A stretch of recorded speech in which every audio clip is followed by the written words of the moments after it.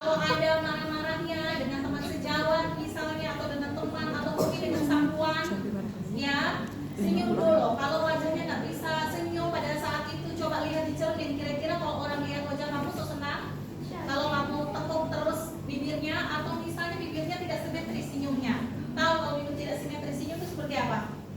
Miring. Iya, sinis. Ya ada kalau nggak simetris. Jadi kalau senyum itu harus simetris, gitu ya. Beda ceritanya kalau ada kelainan gangguan pada sistem saraf. Gitu, berarti sudah stroke itu namanya ya. Terus selanjutnya apa lagi persiapan selain kesiapan mental dalam hal ini adalah emosi. Apa yang perlu disiapkan pada saat prainteraksi? Membaca dokumen pasien. Dalam hal ini dokumentasi pasien dibaca dulu, diketahui dulu. Tapi kan bagaimana kalau pasiennya itu pasien baru dan kita belum mengkaji, tidak ada masalah. Ya, berarti kan pada saat proses transfer pasien dari IGD ke mana? Ruang perawatan, kan nggak mungkin kalian kronologikan nanti di ruang IGD, pasti masuknya ruang perawatan. Itu pasti pasien sudah lengkap dengan statusnya. Gitu. Baca secara sekilas, mulai dari nama, tempat tanggal lahir, nomor rekam medis, terus keluhan saat masuk IGD. Sehingga secara gambaran umum kalian sudah tahu kondisi pasien seperti apa, gitu ya. Baru bertemu dengan pasien. Terus apa lagi yang perlu disiapkan terkait dengan pengetahuan dan keterampilan, skillnya. Misalnya disuruh nanti baca TV, disuruh nanti perawatan infus. Contoh yang simpel-simpel aja nih bagi mahasiswa yang HIK misalnya. Kan nggak mungkin kalau kalian akan pede ketika kalian tidak menguasai hal tersebut. Pasti deg-degan, pasti ada gimana caranya, nanti salah lagi. Belum lagi ada rasa takut, tremor dan lain sebagainya, gitu ya. Jadi kemampuan secara kognitif dengan psikomotor harus dimiliki. Gitu. Itu berarti pada fase prainteraksi. Kemudian masuk pada orientasi. Nah, proses komunikasi mulai muncul pada orientasi. Karena saat orientasi berarti sudah berhadapan dengan pasien. Ada berapa tahap? Langsung terlihat di depannya. Mulai dari apa? Salam terapi. Salam. Karena kalau cuma salam, assalamualaikum, selamat pagi, selamat siang, selamat sore. Tapi kalau salam terapeutik pasti nggak nyampe, nggak hanya sampai di situ kalian ngomong, ya. Akan ada lanjutannya, gitu ya. Ini harus standby terus ya deh. Oke. Salam terapeutik. Seperti apa kalau salam terapeutik? Assalamualaikum. Assalamualaikum. Selamat pagi. Terus lanjutannya apa? Perkenalan. Saya perawat. Iya. Ya. Nama saya perawat Ziha yang akan merawat ibu pada pagi hari ini dari jam sekian sampai dengan jam sekian. Kalau kalian mahasiswa nggak akan dikenal sama pasien, maka ketika turun praktek itu ditanya siapa perawat yang merawat langsung pasien ini. Kan ada pembagian itu, pembagian tim pelaksana ya, perawat pelaksana di ruangan. Oh, Siti Hajar, Nursiha itu akan pegang pasien 1, 2, 3, 4, ada namanya ini. Ketika kalian nanti akan merawat itu, maka kalian akan berkenalan. Saya adalah siapa? Kan kalau kalian kelihatan banget ya mahasiswa, ya, adalah perawat pendamping dari perawat ini. Jadi disebutkan nama perawat siapa yang bertanggung jawab pada dia. Jadi kalian itu sebagai perawat pendamping, bukan perawat utama, gitu ya. Karena segala pengambilan keputusan klinis itu melekat pada perawat utamanya. Kalian tidak punya tanggung jawab dan tanggung jawab di situ. Karena perawat itu adalah orang yang sudah selesai pendidikan S1 keperawatan dan profesi nurse atau D3 keperawatan dan telah lulus uji kompetensi. Itu loh. Ya, jadi bisa dikatakan sebagai perawat. Terus dilanjutkan lagi, gimana perasaannya hari ini Ibu? Gitu. Itu yang kita tanyakan ya, gimana perasaannya hari ini? Gitu. Tidurnya nyenyak semalam, gitu ya? Itu bisa ditanyakan. Oh sorry, ditambahkan siapa nama ibu? Sorry, ya lupa lagi. Ditanyakan siapa nama ibu atau misalnya boleh disebutkan namanya siapa Bu, permisi Bu, sambil kalian cek dalam identitas. Minimal 2 identitas yang harus di cross check pada saat di fase salam terapeutik. Nama dengan nomor rekam medik dan tanggal lahir, gitu ya. Karena nama bisa saja sama, gitu ya. Tetapi tanggal lahir mungkin berbeda, ditambah dengan nomor rekam medik itu pasti tidak akan sama. Jadi sesuaikan nama dengan nomor rekam medik, terus ditambahkan senangnya dipanggil apa. Ya, jadi di salam terapeutik. Assalamualaikum, selamat pagi Ibu. Perkenalkan saya perawat Sika yang akan merawat Ibu pada pagi hari ini. Dari jam sekian sampai dengan jam sekian, saya mahasiswa atau saya ini yang evaluasi apa? Perasaan. Kalau kita tanya terkait dengan evaluasi, berarti berhubungan dengan minum obat itu bisa hilang jadinya, hilang sebentar terus muncul lagi. Berarti kita mau cari tahu sejauh mana kemampuan pasien untuk mengatasi keluhannya, yaitu nyerinya. Iya kan? Validasi terkait dengan kemampuan. Apa yang Ibu lakukan? Kalau ansietas, harusnya dia punya kemampuan apa? Relaksasi nafas dalam, hipnosis 5 jari, spiritual misalnya dengan berzikir, distraksi dengan bercakap-cakap atau nonton TV atau melakukan aktivitas hobi dia, itu kan distraksi, gitu ya. Ketika kita tanyakan apa yang Ibu lakukan untuk mengatasi keluhan nyeri Ibu, karena saya cuma berzikir, ini susah, gitu. Supaya kita tahu apa yang akan kita lakukan untuk membantu mengurangi keluhan yang Ibu rasakan. Waktunya tidak akan lama, kurang lebih sekitar misalnya 20 menit sampai dengan 30 menit. Ini contoh aja ya. 20 menit sampai 30 menit, apakah Ibu bersedia? Kalau dia bilang bersedia, lokasinya atau tempatnya di sini saja, Ibu posisinya sudah nyaman, kan nggak mungkin dia ada di gitu ya, di fase kerja. Fase kerja itu mulai dari pengkajian, diagnosis, kemampuan, dan tindakan. Disitulah kalian mulai mengkaji lebih detail lagi. Tadi Ibu menceritakan bahwa Ibu merasakan nyeri, gitu ya. Merasakan nyeri di bagian perut Ibu sudah 3 hari, gitu. Itu contoh ya. Terus kita akan lanjut. Kira-kira apa yang menyebabkan sampai nyeri Ibu rasakan? Adakah yang Ibu makan sebelumnya, gitu kan? Jadi kita akan fokus pada masalah yang dia keluhkan. Tapi di sini harapan saya nanti kalau karena kita fokusnya pada psikososial, berarti nanti ada keluhan rasa nyeri dan cemas sekali. Saya tuh rasa bingung kenapa saya sakit seperti ini. Mana lagi anak saya ada tinggal di rumah. Saya seorang ibu misalnya ya. Saya dirawat sini, saya cemas anak saya, gitu. Atau misalnya cemas dengan penyakit, dokter bilang kata mau diambil ini sampelnya, mau diperiksa apakah nanti saya kena cancer atau tidak, saya kan cemas suster, gitu. Nah inilah nanti kalau kalian pada saat role play, harapan saya nanti kalau ada yang dapat kasus misalnya ansietas, berarti tolong yang jadi pasiennya arahkanlah jawabannya ke sana supaya mudah temannya memberikan intervensi langsung terbayangkan. Oh iya ini ansietas, gitu ya. Oke. Nah seperti itu. Terus dilanjutkanlah. Kalau cemas, kamu akan tanya. Misalnya kamu udah tahu nih dia cemas. Oke. Nah, apa yang Ibu rasakan, gitu kan? Apa yang Ibu rasakan kalau misalnya Ibu udah mulai cemas, gitu? Udah nggak bisa tidur suster, terbayang-bayang, gitu ya? Jantung saya berdebar-debar. Selain berdebar-debar, jantungnya apa lagi? Tangan saya berkeringat dingin, itu kan ada dari gejala ya. Maksudnya semuanya di pengajian, gitu ya. Saya itu pikirannya overthinking mulu suster, gitu ya. Curhat dong ya. Jadi dia akan menceritakan, dan kalaupun pasiennya tidak bilang tanda dan gejala lebih spesifik, kan kita ada gejala data subjektif, data objektif. Kalian yang harus menggali, ya. Oke, Ibu biasanya jantungnya berdebar-debar, susah tidur, pikirannya tidak konsentrasi, gitu. Iya suster, kok suster tahu? Ya iyalah, orang saya punya ilmunya, gitu. Ya nggak dibilang kayak gitu. Tapi kan kalian udah tahu tanda dan gejala orang cemas itu seperti apa? Gitu ya. Ibu juga biasanya sakit perut nggak Bu? Gitu.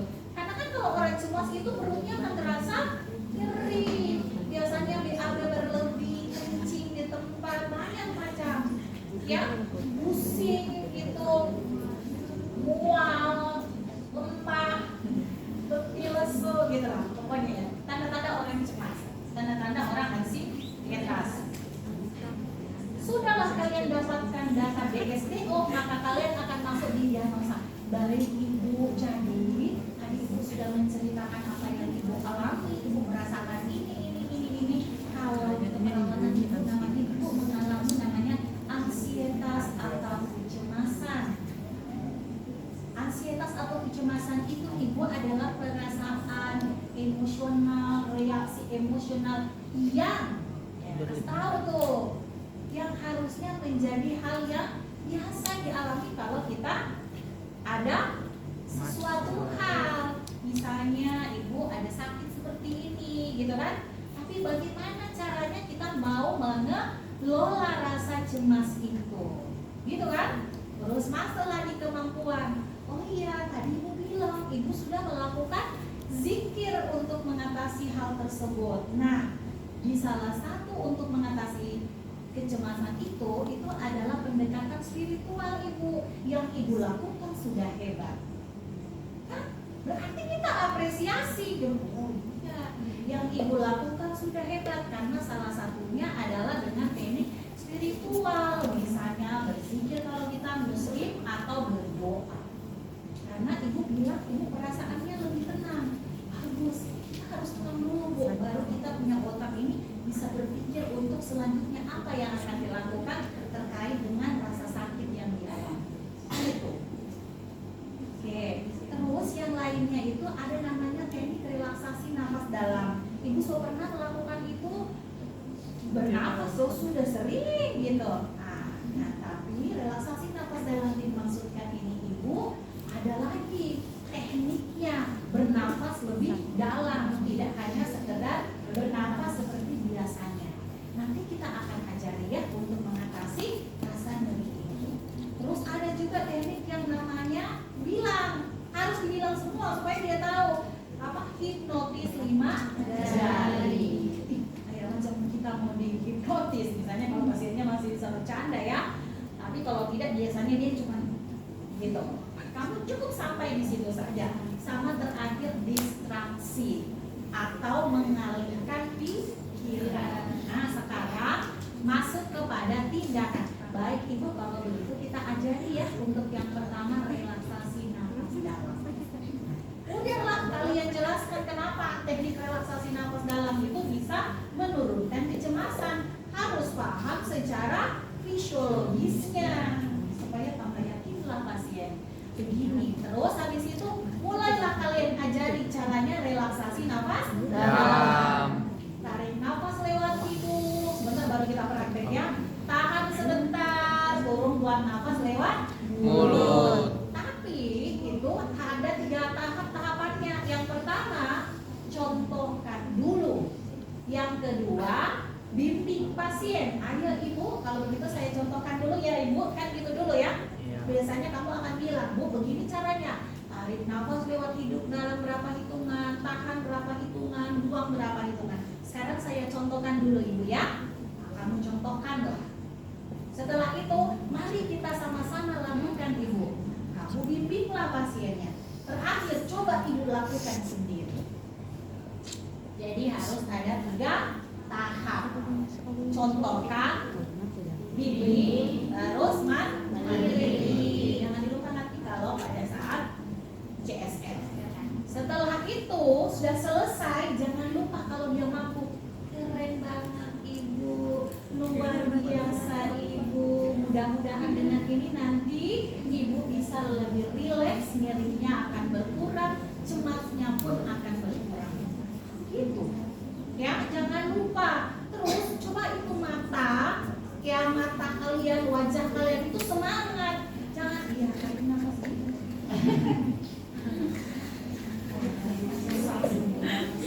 Dalam hati kalian ini susah.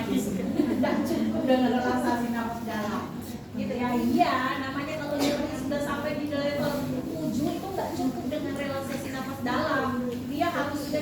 obat farmakologi anti nyeri gitu ya. Atau misalnya dia udah nggak bisa tidur, makanya dia akan ditambah dengan antidepresan, akan dikasih anti ansietas kayak gitu. Tapi tetap harus diajarkan teknik ini. Gunanya apa? Ketika ada stresor yang muncul, dia tahu apa yang harus dia lakukan. Minimal relaksasi napas dalam. Oh iya, mahasiswa UNJ ada diajari saya relaksasi, besok stres pulang ke rumah mungkin ya. Suaminya dapat ketahuan selingkuh. Karena lagi banyak. Terus habis itu apa yang harus dilakukan? Ada stres ya? Sambil dia berzikir. Gitu ya. Sambil dari tarik nafas dalam sampai astagfirullahaladzim di dalam hati. Ya seperti itu. Jadi kombinasi namanya. Tidak ada masalah. Sudah. Pokoknya selalu respons positif. Tapi jangan berlebihan juga. Jangan juga berlebihan itu kalau orang berlebihan ya. Terlalu apa itu namanya? Terlalu berlebihan, gitu ya. Kelihatan itu kalau terlalu gemuk. Tapi akan kelihatan dari wajah kalian itu rasa empati. Luar biasa ibu keren. Insya Allah kesini ya, saya doakan semoga ibu cepat pulih, terus habis itu ibu bisa kembali lagi ke rumah. Begitu ya. Jadi itu tatapan kontak mata diperhatikan. Kalau sudah ada rana-rana bahasa yang sedih, turunkan sedikit intonasi suara kalian. Terus tegas dalam menyampaikan. Badan ini jangan begini tapi sedikit membungkuk, itu kelihatan banget ketulusan. Ya.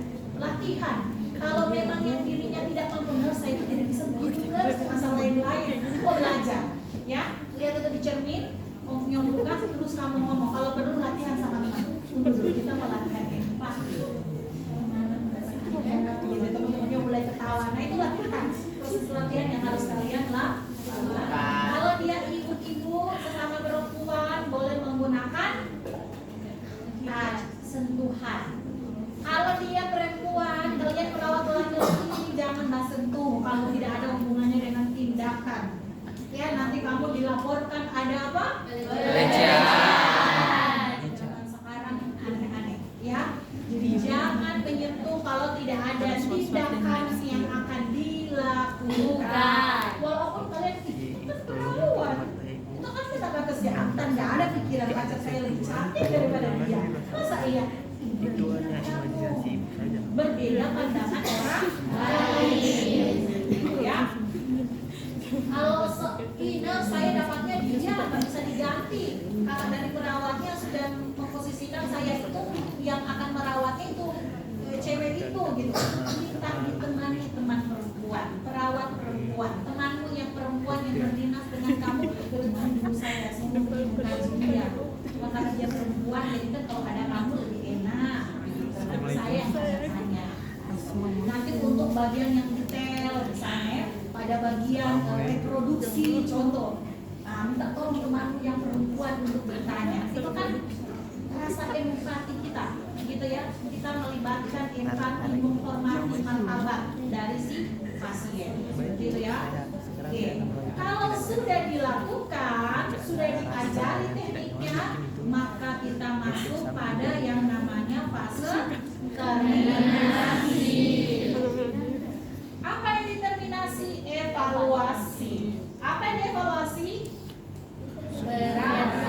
Perasaan dan kemampuan objektif. Jadi evaluasi subjektif dan evaluasi objektif. Apa yang subjektif? Bagaimana caranya bertanya? Bagaimana perasaan ibu? Latihan relaksasi nafas dalam. Kalau nggak ada latihan, dia cuman ngobrol. Terus habis itu diajari untuk contohnya HDRS ya, berarti meningkatkan kemampuan kan begitu. Bagaimana perasaannya ibu setelah kita ngobrol dan berlatih untuk meningkatkan kemampuan ibu tadi? Oh, lebih lega suster perasaan saya setelah saya ngobrol dengan suster kan gitu. Kalau dia diem, dia nggak tahu nih. Kadang-kadang kan pasien nggak tahu merespon jawabnya apa ya. Kalian yang bilang lebih lega ibu perasaannya, gitu. Pikirannya lebih tenang ibu, gitu. Jadi itu yang tadi kan dia sudah bilang tanda dan gejalanya. Maka itulah yang kalian konfirmasi. Terus evaluasi objektif. Evaluasi objektif apa? Diminta pasiennya untuk mengulangi apa yang sudah diajari tadi, yang sudah dilakukan tadi, ya. Coba ibu ulangi lagi, masih ingat nggak tadi kita latihan apa ibu? Relaksasi nafas dalam. Bisa diulangi lagi relaksasi nafas dalamnya, dia akan contohkan. Kalau dia masih lupa kamu sudah. Kalau sudah, maka kamu masuk ke RTL, rencana tindak lanjut. Itu ada 2, rencana tindak lanjut pasien dengan perawat. Kalau pasien berarti berhubungan dengan activity daily living atau diberikan apa? Resep keperawatan. Baiklah ibu, tadi kita sudah latihan relaksasi nafas dalam. Sekarang kita mau masukkan ke jadwal latihan sehari-hari ibu. Ya, ibu nanti kita latihannya, ibu mau 3x1 atau 2x1. Seperti kalau kita minum obat. Oh, 3x1, baik. Kita akan latihan, ibu akan latihan relaksasi nafas dalam 3x1. Pagi, sore, malam. Pagi mau jam berapa ibu latihannya? Jam 7. Jam 7. Oke, langsung jam 7 pagi. Tulis di jadwalnya. Makanya itu kita harus selalu punya daftar jadwal latihan yang kosong. Jadi kalau ke pasien dibawa, tinggal tulis nama, terus masukkan itu ke dalam jadwal latihannya. Terus habis itu kalau sore mau jam berapa ibu? Jam 4. Gitu ya, atau jam 4. Oke, tulis jam 4 sore latihan relaksasi nafas dalam. Terus kalau malam jam berapa ibu? 9. Jam 9 malam. Oke, sudah ditulis. Baru kamu ingatkan lagi. Jadi ibu nanti latihan relaksasi nafas dalam 3 kali sehari. Pagi jam 7, sore jam 4, malam jam 9. Ibu itu latihannya mau ibu rasa cemas, rasa nyeri atau tidak, ibu tetap harus latihan. Kalau misalnya tiba-tiba ibu rasa nyeri, rasa cemas di jam 12 siang, belum waktunya untuk latihan, maka ibu silakan untuk latihan menggunakan relaksasi nafas dalam. Itu namanya latihan terstruktur dengan tidak terstruktur. Kenapa harus dikasih jadwal? Supaya dia ingat secara otomatis. Kalau cemas, kalau nyeri, relaksasi nafas dalam. Sama dan kalau kamu lagi nyeri, gitu ya, minum obat apa? Kan sudah ada di otak kalian. Karena kebiasaan kita adalah kalau sakit ini minum ini, gitu kan? Nah, pembiasaan itu kan berhubungan dengan bagaimana membiasakan perilaku. Nggak ada orang tiba-tiba terbiasa, gitu. Jadi harus dijadwalkan, dibiasakan, dilatih. Terus kalau sudah, maka terakhir dilakukan adalah RTL perawat. RTL perawat itu apa? Rencana tindak lanjut untuk bertemu kembali. Baik ibu, kalau begitu ini sudah selesai latihannya pada hari ini. Selanjutnya kita akan coba evaluasi, cek lagi apakah ibu rasa nyeri atau cemasnya berkurang setelah ibu latihan. Dan nanti kita akan latih untuk teknik yang kedua, yaitu teknik distraksi. Contoh, ya. Terus apa yang ibu bilang, kakek kamu sampaikan, ibunya sampaikan, oh iya baik suster. Kalau begitu ibu, besok bisa kita bertemu. Kan harinya sama nih, ya kan kalian misalnya ikat 3 hari tuh. Besok kita bisa bertemu ibu, ya? Ya bisa. Jam berapa ibu bisanya? Jangan bilang begini, jam sama seperti ini. Emang jam sama seperti ini ada jam? Nggak boleh ya, sering banget itu mahasiswa bilang begitu. Waktunya sama seperti ini ya Bu ya? Iya sama seperti itu dari jam berapa sampai jam berapa? Jadi jamnya sekitar jam 10. Bagaimana Ibu? Tempatnya di sini. Nanti saya akan datang ke tempat. Kalau iya suster baik. Kalau begitu terima kasih. Salam. Kalau begitu saya sudah selesai untuk melakukan pemeriksaan pada Ibu dan latihan, gitu ya. Saya akan kembali ke nurse station. Nanti jam 12 saya akan kesini lagi untuk kasih obat Ibu atau apa, gitu ya. Mari Ibu, selamat beristirahat. Udah selesai. Mau salam terapeutik lagi tidak ada masalah. Seperti itu ya. Sampai sini ada pertanyaan? Tidak ada. Oke. Sekarang kita masuk pada teknik Napas dalam.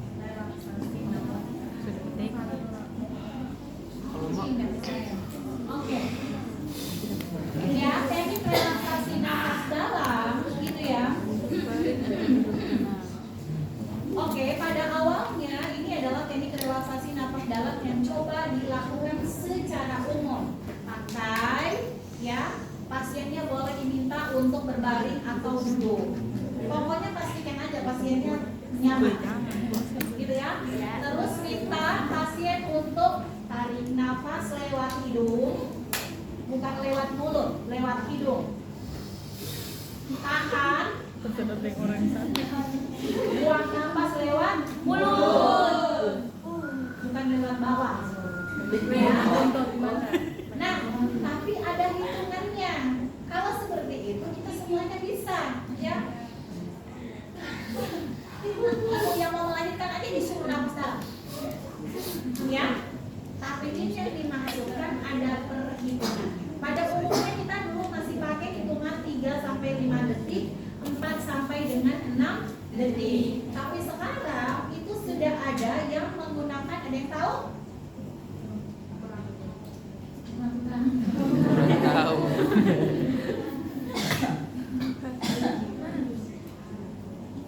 Ada yang tahu nggak tekniknya? Teknik pernapasan 4-7-8 ya. 4-7-8. Jadi 4-7-8 jadi nanti ajari pasiennya untuk menggunakan teknik relaksasi napas dalam 4-7-8. Apa itu? Pertama Ibu tarik napas lewat hidung pakai 4 hitungan. Jadi tahan 7 hitungan, buang 8 hitungan. Artinya perlahan-lahan. Nanti kalau sudah terbiasa kalian sudah tahu ya. Tarik nafas itu bukan begini. Enggak ya? Ini biarkan dadanya membusuk. Supaya apa? Diafragma terbuka, kita masukkan oksigen sebanyak-banyaknya. Karena kalau orang hanya nafasnya begini, itu nggak nyampe di paru-paru, baru sampai ke sininya doang, nggak nyampe ke paru-paru. Jadi harus bernafas dengan menggunakan diafragma yang terbuka. Tarik nafas pakai hitungan ya Ibu ya. 1, 2, 3 tarik. 1, 2, 3, 4 tahan. 1 buang. 1, 2, 3, 4, 5, 6, 7, 8. Nah, kan? Habis kan? Nah, harusnya pada saat disuruh buang itu perlahan-lahan. Ibaratkan itu di depan ada lilin. Lilin itu kalau kalian cium dia tidak akan mati.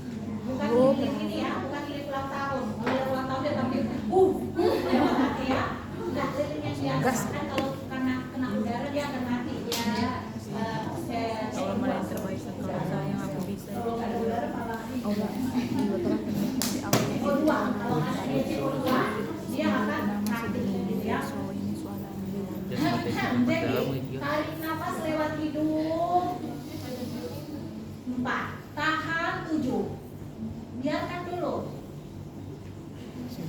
buang.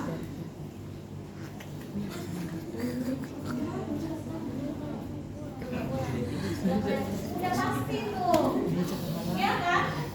Iya, nggak ada itu dong. Sudah, kayaknya semua kita punya nafas yang tadi kita loh. Nah,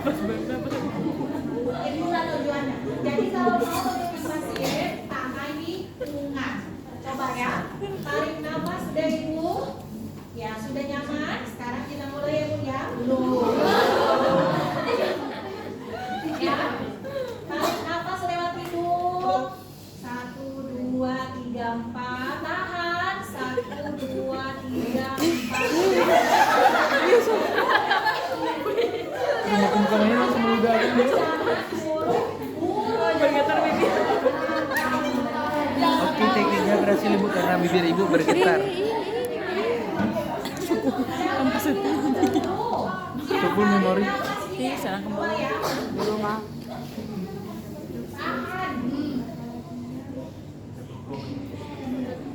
Buang. Bergetar bibir bibir. Perutmu itu akan terasa di perut. Jadi kalian akan mengendalikan udara yang ada di paru-paru sama yang ada di perut. Bukan apa kalian yang mengendalikan ini ya. Kayak halusinasi. Oke, coba lagi latihan. Mencium Tarik bau. nafas lewat hidung. 1, 2, 3, 4. Bagus, tahan. 3, 4, 5, 6, 7. Buang ibu. 1, 2, 3, 4, 5, 8.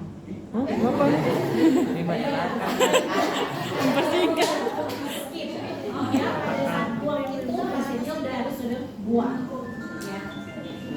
Jadi itu pas banget itu hitungan ya. Tarik nafas lewat hidung. Pegong. Pegong. Buang. Tahan. Prank. Prank.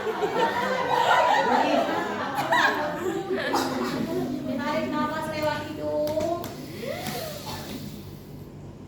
Tahan. Buang. Diminumnya langsung dilepas.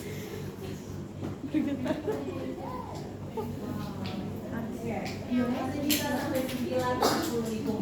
Jangan mengganggu konsentrasi ya. Asik. Kenapa disuruh seperti itu? Karena kalau orang lagi cemas, dia akan cenderung bernafas cepat. Ketika dia bernafas cepat, Kamu nggak cemas? oksigen hanya terhirup sedikit. Bahkan, jadi otak itu, aliran darah di otak, ke jantung, ke paru-paru itu tidak maksimal. Oh, Bu. Dengan dia bernafas dalam, merilekskan bagian ya otak itu untuk lebih tenang. Darah itu bukan darah, oksigen itu masuk ke dalam paru-paru, menyuplai oksigen yang kemudian ketika itu terjadi relaksasi, oksigen masuk pada di apa ya? Disebarkan pada bagian organ vital seperti otak, jantung, paru-paru, apa namanya lagi? Aku jawab. Bagian anggota tubuh yang lainnya. Seperti itu ya. Jadi itu dilakukan berapa kali? Kalau dia sudah ngaku satu kali mau dia jadi dan tidak jadi ibunya misalnya belum kan masih keliru. Bagus ibu. Sekali lagi ya, pelan-pelan ikuti instruksi saya gitu ya. Tarik nafas, tahan gitu kan? Buang.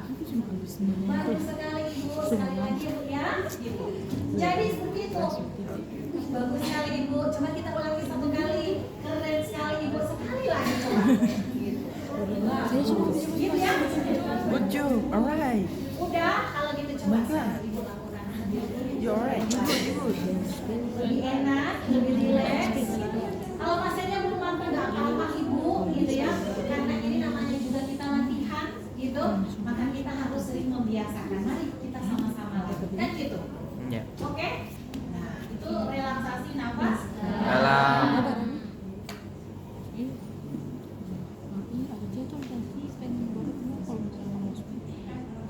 Oke. Saya rasa cukup untuk pertemuan hari ini. Kalau nggak ada manfaatnya, oh ya, di sini Amin, ada amin. untuk bentar. It's okay. Apa ada chat yang pribadi? Penilaian klinikal ini nanti tolong pada saat ujian CSL dibawa per orang. Oke. Printnya, Iya. kemudian nilainya akan disesuaikan dengan poin-poin ini. Jadi jangan sampai dilangkahi langkah-langkahnya. Kalau mau interaksi nanti kita coba skip. Kalau saya pribadi saya skip. Jadi nanti kalian dapat poin 15 poin maksimal. Kemudian untuk dokumentasi juga 10 poin maksimal. Jadi yang lainnya kalian harus dapatkan dari mana?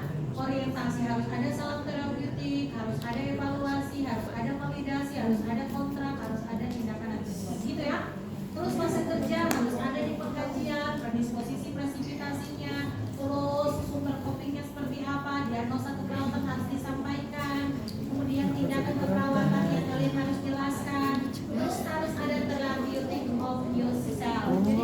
Kalau kalian memang panjang ini. mengajarkan pasien dengan hati. Bukan cuma itu Terus terakhir teknik napas di dalam. ada evaluasi subjektif dan objektif, ada tindak lanjut pasien berarti ada resep perawatan atau ada yang membuatkan jadwalnya jam berapa, dan kemudian ada rencana tindak lanjut apa yang akan kalian kerjakan di pertemuan selanjutnya.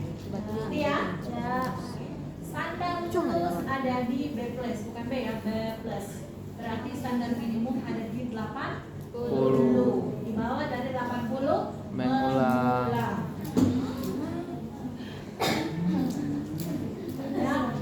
Oke, cukup biasakan ulang 80. Yes. Yes. Yes. Yes. Saya harus di bawah 80 mengulang. Berarti kamu tuh berniat untuk di bawah dari 80 ini. Ya.